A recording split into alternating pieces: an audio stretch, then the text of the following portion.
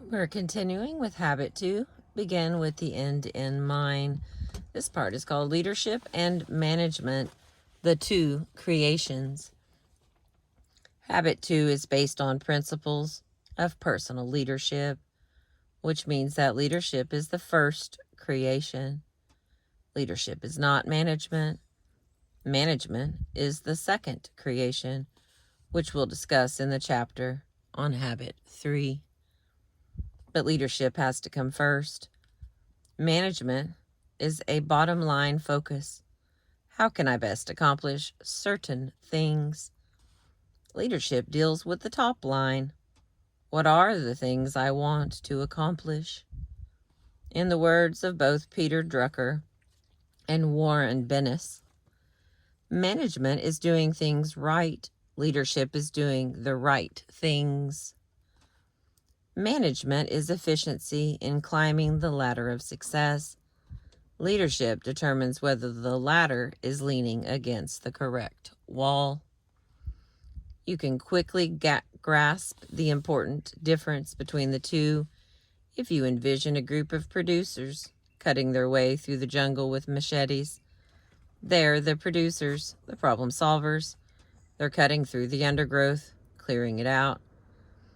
The managers are behind them, sharpening their machetes, writing policy and procedure manuals, holding muscle development programs, bringing in improved technologies, and setting up working schedules and compensation programs for machete wielders. The leader is the one who climbs the tallest tree, surveys the entire situation, and yells, "Wrong jungle!" But how do the busy, efficient producers and managers often respond? "Shut up, we're making progress." As individuals, groups, and businesses, we're often so busy cutting through the undergrowth we don't even realize we're in the wrong jungle. And the rapidly changing environment in which we live makes effective leadership more critical than it has ever been in every aspect of independent and interdependent life. We are more in need of a vision or destination and a compass, a set of principles or directions, and less in need of a road map. We often don't know what the terrain ahead will be like or what we will need to go through it. Much will depend on our judgment at the time. But an inner compass will always give us direction. Effectiveness, often even survival, does not depend solely on how much effort we expend, but on whether or not the effort we expend is in the right jungle. And the metamorphosis taking place in most every industry and profession demands leadership first and management second. In business, the market is changing so rapidly that many products and services that successfully met customer tastes and needs a few years ago are obsolete today. Proactive, powerful leadership must constantly monitor environmental change, particularly customer buying habits and motives, and provide the force necessary to organize resources in the right direction.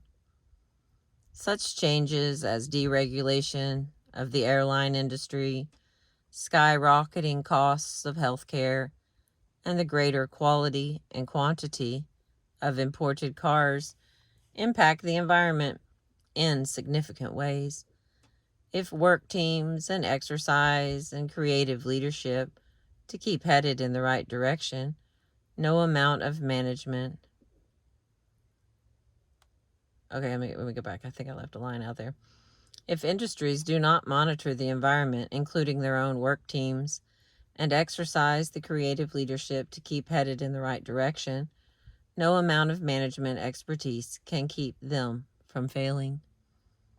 Efficient management without effective leadership is, as one individual has phrased it, like straightening deck chairs on the Titanic.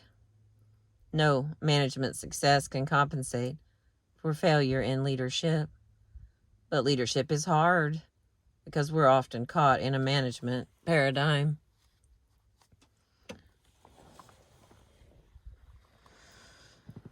At the final session of a year-long executive development program in Seattle, the president of an oil company came up to me and said, "Stephen, when you pointed out the difference between leadership and management in the second month, I looked at my role as the president of this company and realized that I had never been into leadership. I was deep into management, buried by pressing challenges and the details of day-to-day logistics. So I decided to withdraw from management.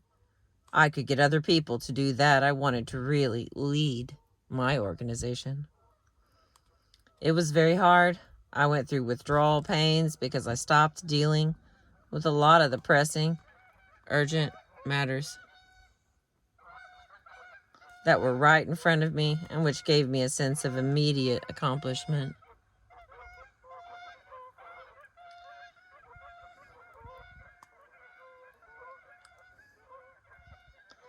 I didn't receive much satisfaction as I started wrestling with the direct issues, the culture building issues, the deep analysis of problems, the seizing of new opportunities. Others also went through withdrawal pains from their working style comfort zones. They missed the easy accessibility I had given them before. They still wanted me to be available to them, to respond, to help solve their problems on a day-to-day basis. But I persisted. I was absolutely convinced that I needed to provide leadership, and I did. Today, our whole business is different. We're more in line with our environment. We have doubled our revenues and quadrupled our profits. I'm into leadership. I'm convinced that too often parents are also trapped in the management paradigm, thinking of control, efficiency, and rules instead of direction, purpose, and family feeling. And leadership is even more lacking in our personal lives. We are into managing with efficiency, setting and achieving goals before we have even clarified our values.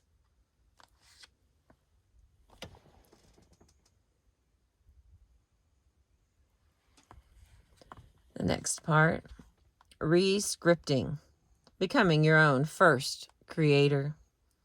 As we previously observed, proactivity is based on the unique human endowment of self-awareness. The two additional unique human endowments that enable us to expand our proactivity and to exercise personal leadership in our lives are imagination and conscience. Through imagination, we can visualize the uncreated worlds of potential that lie within us. Through conscience, we can come in contact with universal laws or principles, with our own singular talents and avenues of contribution, and with the personal guidelines within which we can most effectively develop them. Combined with self-awareness, these two endowments empower us to write our own script. Because we already live with many scripts that have been handed to us, the process of writing our own script is actually more a process of re-scripting, our paradigm shifting, of changing some of the basic paradigms that we already have. As we recognize the ineffective scripts, the incorrect or incomplete paradigms within us, we can proactively begin to re-script ourselves. I think one of the most inspiring accounts of the re-scripting process comes from the autobiography of Anwar Sadat, past president of Egypt. Sadat had been reared, nurtured, and deeply scripted in a hatred for Israel. He would make the statement on national television, I will never shake the hand of an Israeli as long as they occupy 1 inch of Arab soil. Never, never, never. And huge crowds all around the country would chant, never, never, never. He marshaled the energy and unified the will of the whole country in that script. The script was very independent and nationalistic, and it aroused deep emotions in the people. But it was also very foolish, and Sadat knew it. It ignored the perilous, highly interdependent reality of the situation. So he rescripted himself. It was a process he had learned when he was a young man imprisoned in cell 54, a solitary cell in Cairo Central Prison, as a result of his involvement in a conspiracy plot against King Farouk. He learned to withdraw from his own mind and to look at it to see if the scripts were appropriate and wise. He learned how to vacate his own mind, and through a deep personal process of meditation, to work with his own scriptures, his own form of prayer, and to rescript himself. He records that he was almost loath to leave his prison cell, because it was there that he realized that real success is success with self. It is not in having things, but in having mastery, having victory over self. For a period of time during Nasser's administration, Sadat was relegated to a position of relative insignificance. Everyone felt that his spirit was broken, but it was not. They were projecting their own home movies onto him. They didn't understand him. He was biding his time. And when that time came, when he became president of Egypt and confronted the political realities, he rescripted himself toward Israel. He visited the Knesset in Jerusalem and opened up one of the most precedent-breaking peace movements in the history of the world, a bold initiative that eventually brought about the Camp David Accord. Sadat was able to use his self-awareness, his imagination, and his conscience to exercise personal leadership, to change an essential paradigm, to change the way he saw the situation. He worked in the center of his circle of influence, and from that rescripting, that change in paradigm, flowed changes in behavior and attitude that affected millions of lives in the wider circle of concern. In developing our own self-awareness, many of us discover ineffective scripts, deeply embedded habits that are totally unworthy of us, totally incongruent with the things we really value in life. Habit 2 says we don't have to live with those scripts. We are able to use our imagination and creativity to write new ones that are more effective, more congruent with our deepest values, and with the correct principles that give our values meaning. Suppose, for example, that I am highly overreactive to my children.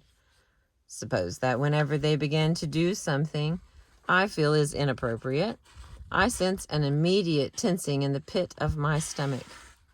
I feel defensive walls go up. I prepare for battle. My focus is not on the long-term growth and understanding, but on the short-term behavior. I'm trying to win the battle, not the war. I pull out my ammunition, my superior size, my position of authority, and I yell or intimidate or I threaten or I punish. And I win. I stand there victorious in the middle of the debris of a shattered relationship, while my children are outwardly submissive and inwardly rebellious, suppressing feelings that will come out later in much uglier ways.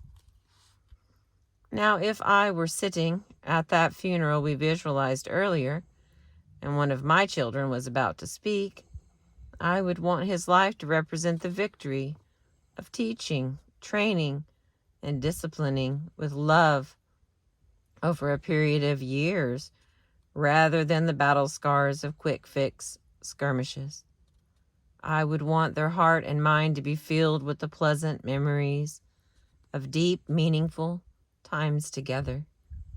I would want them to remember me as a loving father who shared the fun and the pains of growing up. I would want them to remember the times they came to me with their problems and concerns. I would want to have listened and loved and helped. I would want them to know I wasn't perfect, but that I had tried with everything I had, and that perhaps more than anybody in the world, I loved them. The reason I would want those things is because deep down, I value my children. I love them. I want to help them. I value my role as their father. But I don't always see those values. I get caught up in the thick and thin of things.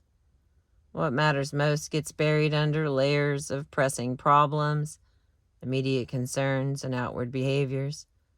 I become reactive. And the way I interact with my children every day often bears little resemblance to the way I deeply feel about them. Because I am self-aware, because I have imagination and conscience, I can examine my deepest values. I can realize that the script I'm living is not in harmony with those values, that my life is not the product of my own proactive design, but the result of the first creation I have deferred to circumstances and other people. And I can change. I can live out of my imagination instead of my memory. I can tie myself to my limitless potential instead of my limiting past. I can become my own first creator. To begin with the end in mind means to approach my role as parent, as well as my other roles in life, with my values and directions clear. It means to be responsible for my own first creation, to re-script myself so that the paradigms from which my behavior and attitude flow are congruent with my deepest values and in harmony with correct principles. It also means to begin each day with those values firmly in mind. Then, as the challenges come, I can make my decisions based on those values. I can act with integrity. I don't have to react to the emotion, the circumstance. I can be truly proactive, value-driven, because my values are clear. We're going to stop there. We are on page 106, The 7 Habits of Highly Effective People, from Stephen R. Covey. I appreciate you letting me read to you.